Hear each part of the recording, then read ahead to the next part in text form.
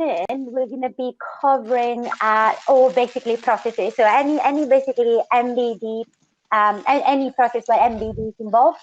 So for example, deal stop, MBD to handover, account plans, MSA and SW process, as well as I'm going to be sharing a new report that I just built for the specific MBD and, keeping the panel up to date and things like that. And then we'll talk about commission, the fun bit. All right, sounds good. Hey, Sam and Ramona, I have joined now as new business development manager. As a very quick intro, I've joined the team to ramp up some of the new business activities and hopefully bring in some new logos. Good to meet you. Shane, what about you? Yeah, so hi, Sam and Ramon. I've applied for and got the key account manager role.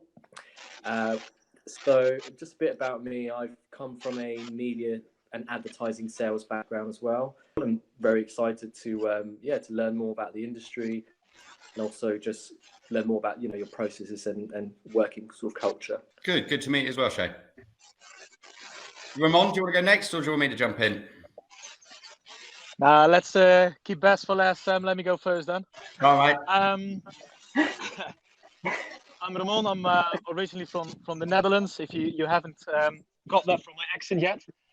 I just moved back to the UK. I've been with the RMS for about 7.5, 8 years now. And I used to run the APAC office in Auckland, where I've been for 5.5 years. It was a little bit too far away. I started missing Sam quite a bit, so I decided to come back to Europe, and very excited to start driving the sales number. I think, despite the fact that it's a little bit of a challenging time, I think if done well, we can actually come out of it much stronger as an organization, but also salespeople. So I think it's quite exciting times. So looking forward to work with the two of you and Sam, of course, with you as well. Kind of. Sure. Good. Thank you, Ramon. Quick introduction to me. I'm Sam Ferry. I'm the Client Services Director for EIMS in Europe. I've been part of the business myself for, 2 stints. I've been back in the business now for 4 months. I left for a year to go and be Global Head of Demand Generation for a subsidiary of Amdocs. But I worked for EIMS 5 years previously in a multitude of roles, from account manager to regional sales director for Europe.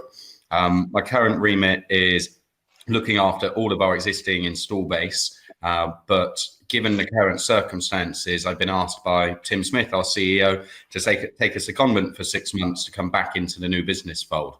So really my outcome from attending these sessions over the next week and a half, just to familiarize myself with what's changed in terms of the process, make sure I don't go rogue, make sure I give Gaia what she needs, and hopefully give some input and some learnings to you both from my shared experience and Ramon's. Right, between the two of us, we've probably got about 15 years inside this business, so we can give you tangible, relevant facts about what the real world's like. Right? It's great learning from a book. A lot of what we do today will be learning to pass your driving test, and then you'll learn to drive when you get out on the phones. Right, so we'll be here to support over the coming months, and hopefully provide some value over the next week.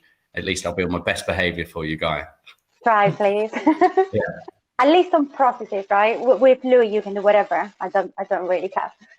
Yeah. But I just want to echo what Ramon touched on as well. That look, it may be challenging times. I think both of you have said that you've got a digital background, but we're seeing a big increase for our business in terms of the demand generation element around digital.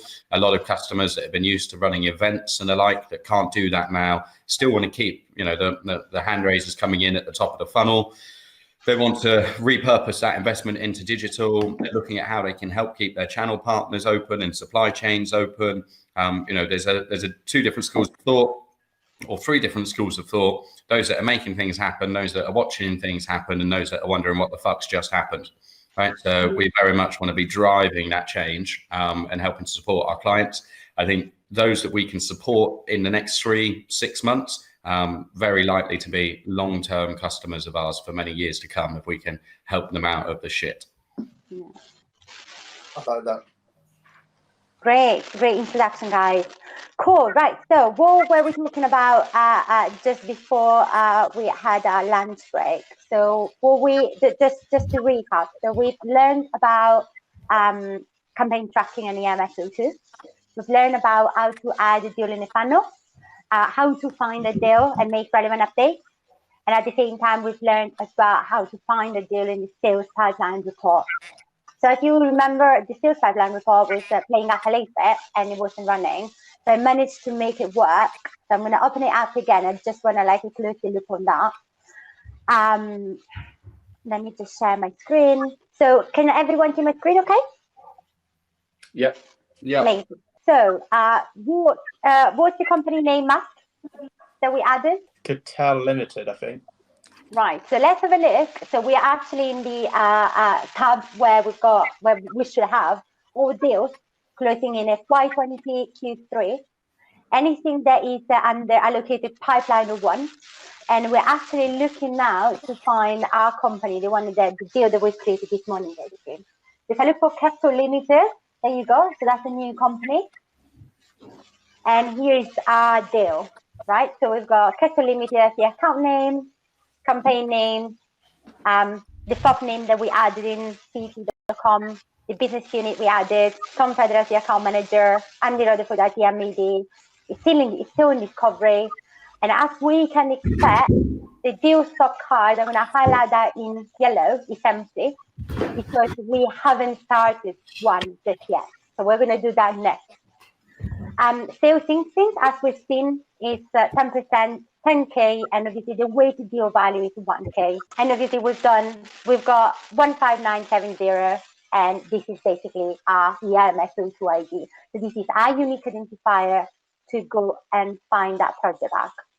Now, Matt, if let's say that I want to change that now to be 30%, and I want to change the deal value to 50K.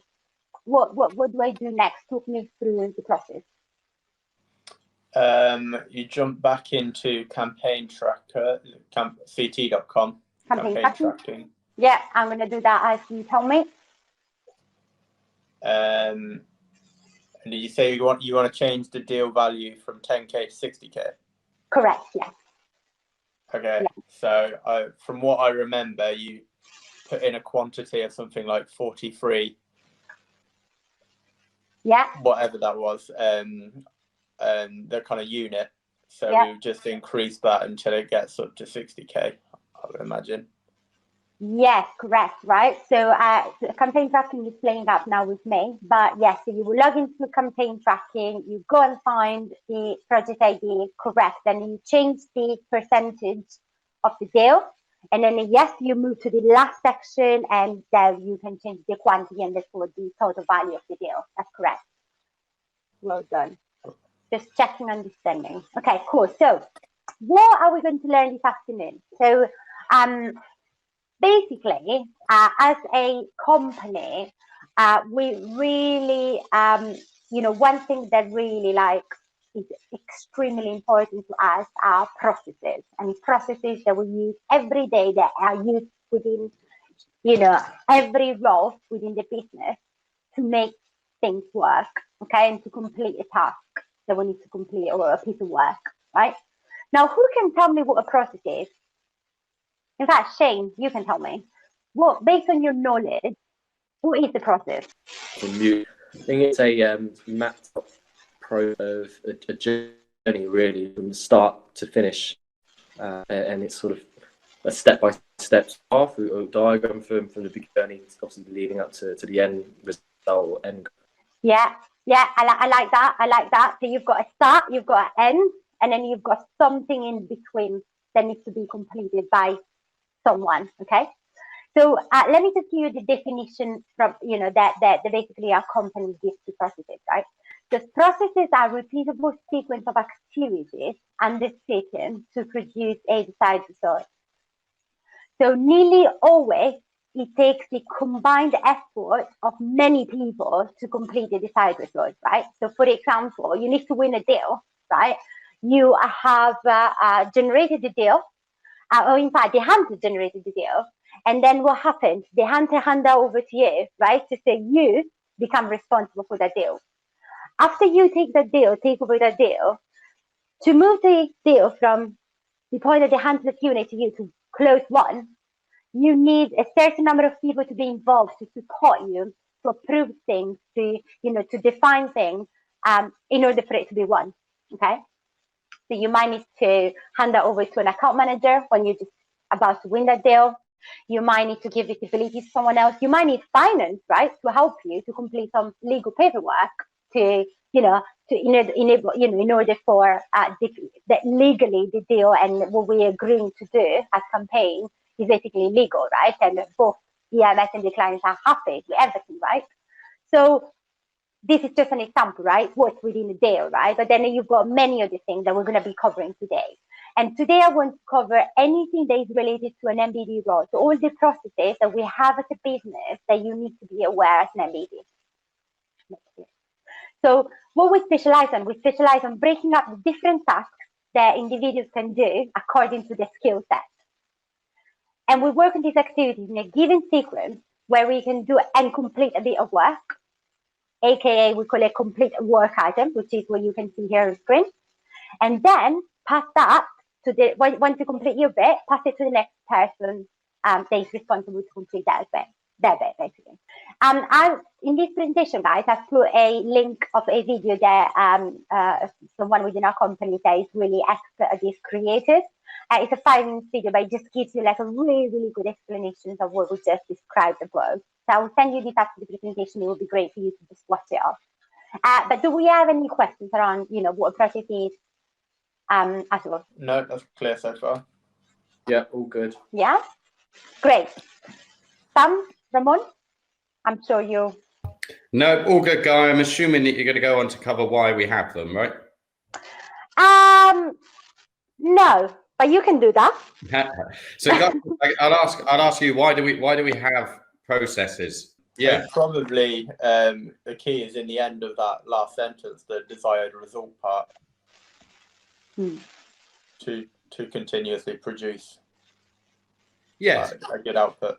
Yeah, so I think it's good just to take into context, the nature of our business, right? We're a people business, but a people business that's underpinned by software and process. So all of these processes are written within our own proprietary piece of software called WMS. The reason that we have this is because we're the ROI people, right? We focused on reducing waste from the sales and marketing process. Anytime people are going outside of process and creating their own things, going rogue, going off tangent, it's essentially waste. Right? So we have this standardization, and this standardization of process and what enables us to be scalable. And in addition to scalability, it enables us to be consistent. So if you work with us in Asia and you work with us in North America and you work with us in the Netherlands, you can expect the same standards and the same process and repeatability. It gets to that stage, to your point, right, of results, of consistent, predictable results. So we're able to turn around and say, look, we know how this works. We've been doing it for 25 years. There is a certain set of ingredients that go into this that mean that we can, with minimal uncertainty, give you a guarantee and a result. Right? We can pretty much be saying, we know that if we do X, Y, and Z, the outcome will be A. Got it. Well, if I can add to that, Sam, I think what we're doing in the market is what Sam said. We being the ROI guys. But if you want to think about how do we optimize, you can only optimize by identifying mistakes or waste points between processes. So one of the areas where we help our clients is, for example, where marketing is generating leads, handing them off to sales, and sales doesn't do anything with them. Or sales is doing something with them, but they don't put it in the CRM, and therefore there's no pipeline attribution. Nobody knows what's going on. They can't prove that marketing initiatives are working. If you don't have a standard set of processes, you cannot identify where the breakdown is happening. If you don't understand where the breakdown is happening, you cannot improve it. And one of the key elements that we're doing here in the IMS is not so much generating leads or sending over digital inquiries. Is that end-to-end, which we're probably going into in the next couple of days, of constant improvement between different touch points And by making an entire process out of it, you can follow and see where the bottlenecks are and then fix that. And what you then get is something called marginal gains. 1% improvement between every touch point can result in a massive gain over the entire process cycle.